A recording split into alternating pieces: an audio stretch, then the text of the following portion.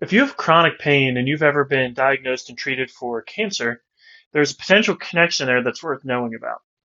So, chemotherapy is essentially killing cells. It kills a lot of cells, cancer being some of them, and it causes some damage as a side effect.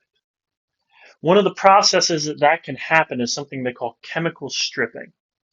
So nerves are myelinated. Like if you've ever seen like a wire, usually that wire has something wrapped around it. And it allows electricity to move through that wire safely and without electrocuting things it shouldn't.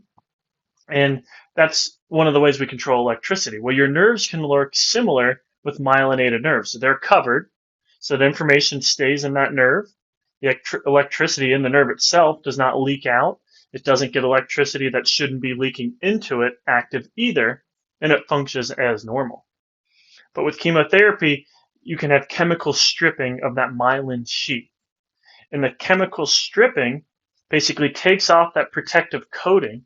And now we don't have that same control of the electric impulses carrying information up and down the nerve. That can cause impulses to go where they should, or impulses to come into the nerve that shouldn't. And now those wires all get crisscrossed, and what it ends up being is a bunch of extra stimulation, too much input.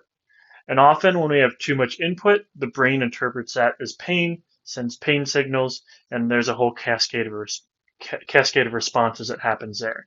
But that's one of the reasons with cancer treatment we can see it play into chronic pains that don't necessarily follow a lot of the same rules that other painful things can if it's a issue in the tissues, as I like to say.